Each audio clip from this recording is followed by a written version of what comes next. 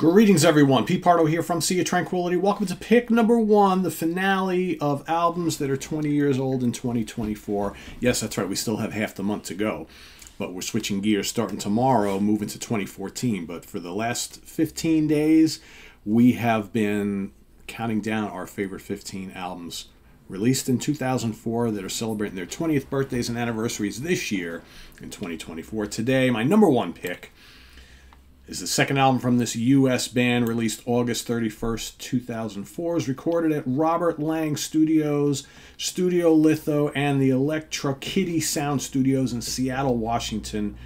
Produced by Matt Bales and the band for Relapse Records. I'm talking about Leviathan by Mastodon. That's right. First album I heard from this band, I became an instant fan. First of all, I saw this album cover, and who doesn't like Moby Dick, right? Of course, this is a somewhat of a loose concept album about the fabled beast of the sea. And, yeah, man, this is good. This is, so, you know, Mastodon, before this album, pretty much a kind of like sludge metal band. Pete, what is sludge metal? Sludge metal is basically like this collision of hardcore, punk, and doom, right? To form this other kind of new sound, right? But these guys, starting with this album specifically, started to throw lots of progressive metal influences. A lot of complexity in this album, on this album. You've got both harsh, bellowing, screaming vocals and clean vocals. They basically would do away with the harsh vocals pretty much starting on the next album. You would hear a drop, but then we haven't seen those type of vocals since. But this is not only a very aggressive and angry, but a very epic album. Very complex album. Some great songs on here. And I remember, like, the first time hearing this, I was just absolutely blown away because at the time, you know, you had other bands, you know, you had Corrosion of Conformity and Neurosis and other bands that kind of did this, like, sludge metal type thing. But none of them really came at you with the kind of complexity that these guys did. Maybe you could throw the Melvins in there as well. But this is totally something different. And, man, these guys are just such amazing players.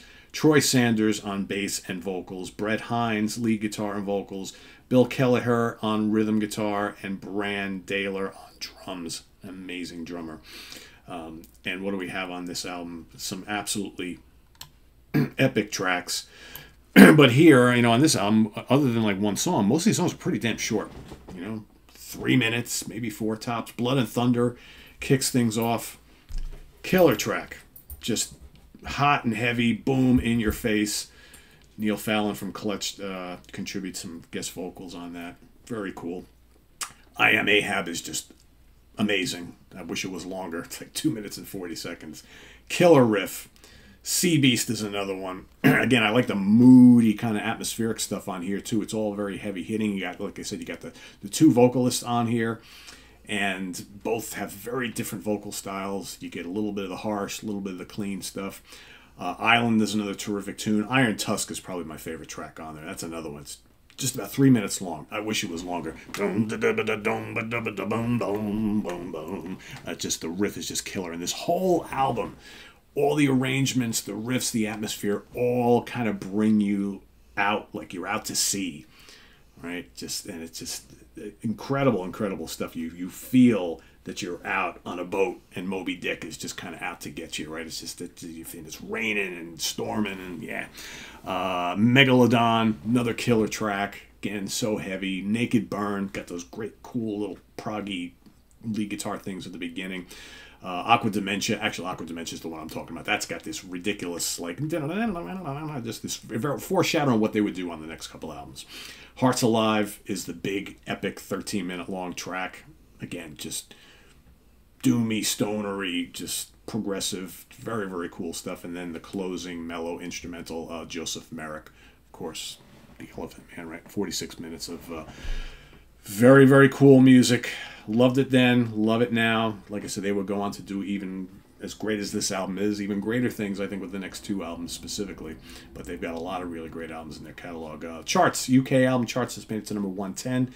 US Billboard Top 200 made it to number 139. However, on the US Heat Seekers album charts, made it to number 5. And the US Independent albums made it to number 13. So, pretty damn good for, you know, kind of an unknown band on Relapse Records, right? So that's my pick for today. Pick number 1 from 2004, Leviathan by Mastodon. You guys want some honorable mentions? I think we can do that. Let's see.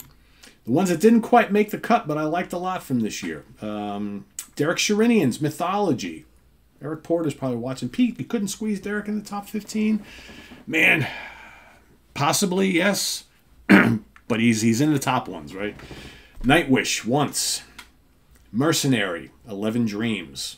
Still think it's a really great album. I haven't really listened to Mercenary a hell of a lot in the last, like, I don't know, 8-10 years, but I remember right around this time I was big into them, and that was the first album I heard from the band. Really great album.